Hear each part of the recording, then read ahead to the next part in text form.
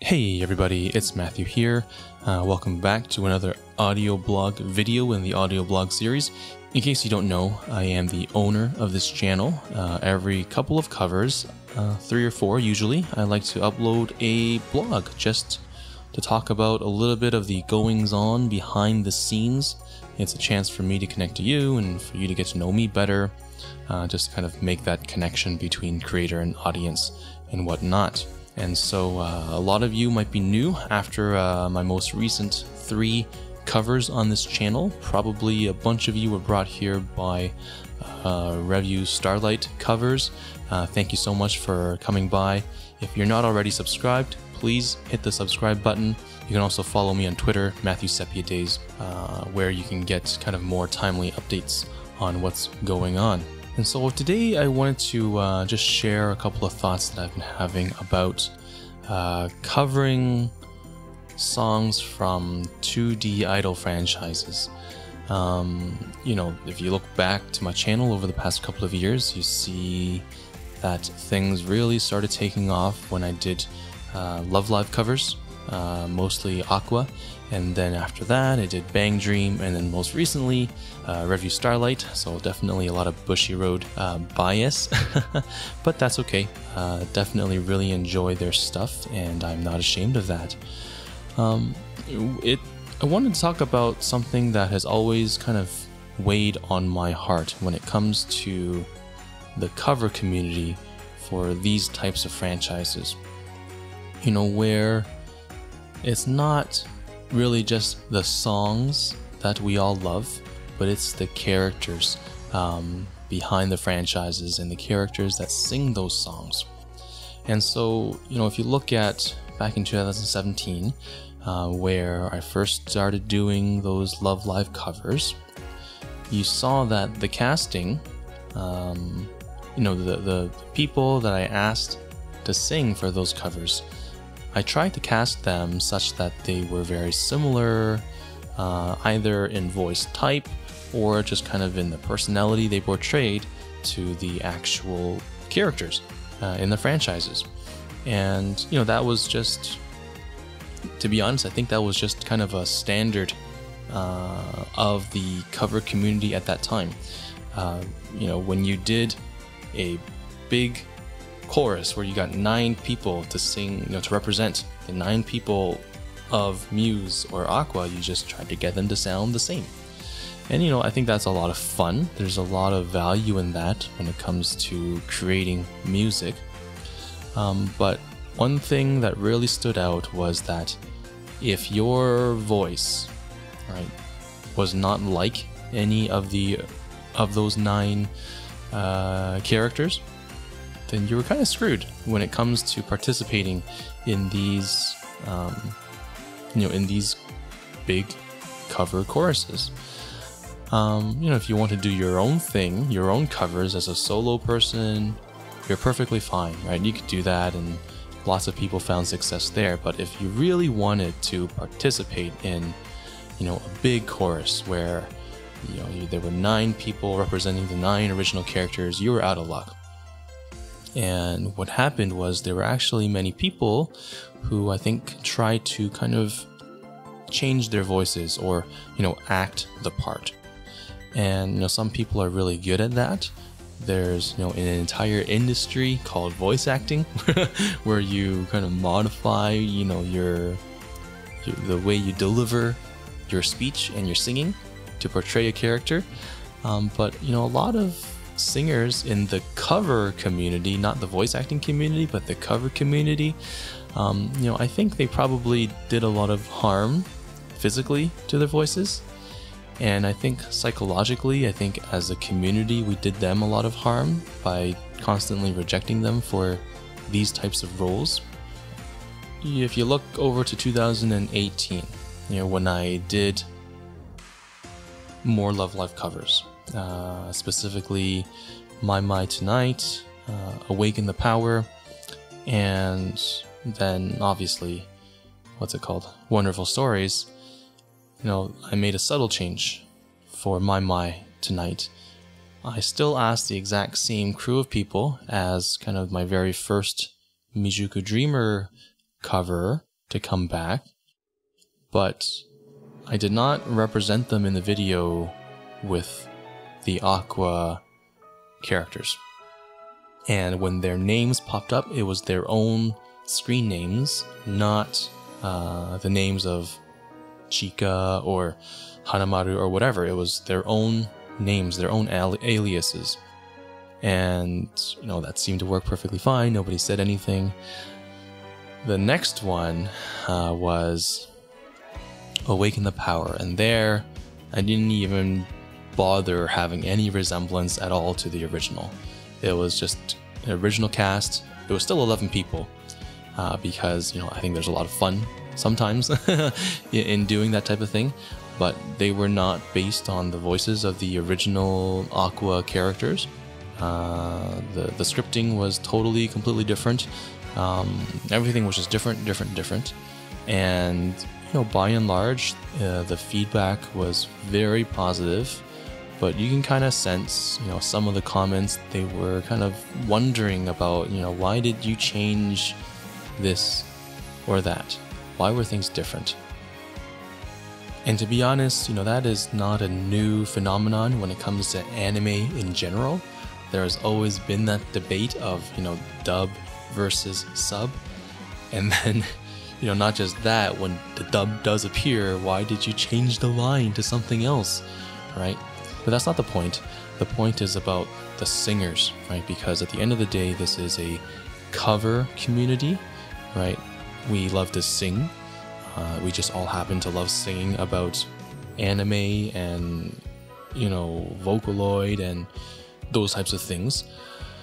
But yeah, I was very proud of that cover, to be honest, that I did change things, because even now, right, we're talking 2 years, it's 2 years, yeah, after I kind of first began, people, when they still do their casting calls and when they're still recruiting singers for these projects, they're still looking for people who sound like the original, and you're gonna be this character.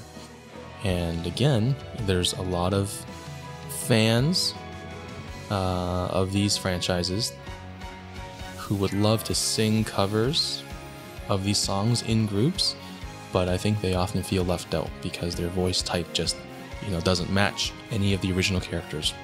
Anyways, obviously after that, then we kind of, on this channel anyways, we moved on to Bang Dream, and, I felt really fortunate there because it was unexplored territory. I did not jump into the Bang Dream cover scene while there was already kind of a solid community saying that covers had to be a certain way. And also, right, I was doing group covers of solo songs, and so there was really no kind of discussion about you have to sound like the original characters. It was just completely different, so that was fine. This year, we've moved on to Review Starlight, and this again is totally unexplored territory. If you look on YouTube, I feel like the fandom for Review Starlight is much smaller, and certainly the cover community for Review Starlight is not nearly as big as for Love Live and even for Bang Dream. And so, when June and I got the idea to make a cover of Hoshi no Dialogue, we made the decision at that point to make it, at least initially, the idea was to make it similar to the original singers. And I don't regret that. I think we actually, created a very solid cast, and I'm personally very impressed by what we were able to do. But it always kind of nags on the back of my mind. Yeah, I think what we did was really good for getting good engagement and good feedback on that cover. A lot of people left comments saying, wow, you guys sound just like the original singers. It's funny because on the flip side, there was another comment which was saying, this is amazing, the lyrics are like the original, the singers sound like the original, but you changed the script. Here, it's supposed to be, these people singing, and here it's supposed to be those people singing. And in my mind, right, this is just kind of that stereotypical, how dare you change anything. You know, if you had just kept this the way it's supposed to be, then this cover would have been perfect, was basically the message that I received. And that's, you know, I shrug it off. I don't agree with that comment, right? I think, you know, the cover that we did for Star Divine is exactly the cover that I wanted, and I'm proud of it. But there's this sentiment, you know, that, you know, you can't change anything. It has to be the same as the original. Respect the original, don't change it. And I don't think that that's healthy. I think thank God that comment is not coming from within the cover community. It's coming from kind of the general Review Starlight fandom, and so I don't hold it against them that that's how they feel, that that's what they want. But certainly if we're talking internally from the singing community, the cover community, then I think, you know, we have to take a long look at what kind of expectations we're placing on ourselves. And in a way, I do kind of wonder if I did the right thing, not necessarily for the cover and for the video and for my channel, but if I did the right thing kind of setting this expectation for the singing community. So I don't know, that's kind of what's been going through my mind. These are the thoughts that keep me up at night, so to speak. And honestly, I don't know if there's kind of a right or wrong. I think people should do what they want, right?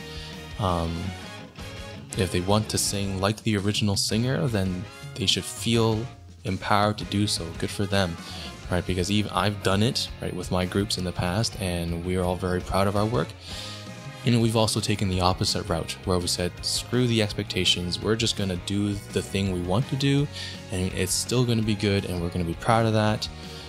And we've gotten flack about it, but we're so proud of it. And I think any singer who wants to go into Review Starlight or do any 2D idol cover singing, please don't feel like you can't do that, because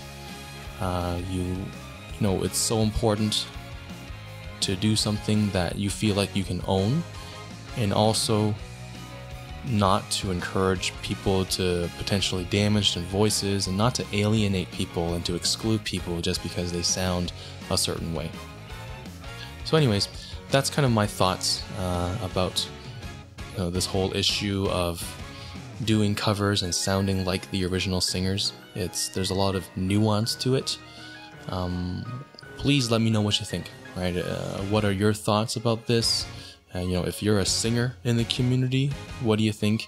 If you are a fan of 2D idols who, you're not a singer, but you kind of consume music that cover artists create, what do you think about this, right?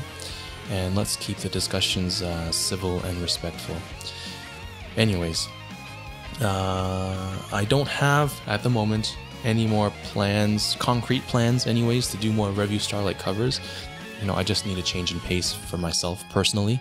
And so if you follow me on Twitter, you know that we're getting back into Bang Dream. So I'm actually really excited about that. I already have lyrics for the song Natsu no Don ready, and I've got the singers all on board. It's going to be a lot of fun. I hope you all look forward to that as well. Follow me on Twitter at Matthew Sepia Days, Matthew with a single T, if you want updates about that. Otherwise, yeah, it's going to be more covers, English covers of anime, game, and Vocaloid idol songs, mostly 2D idols at this point. I look forward to sharing all of that with you.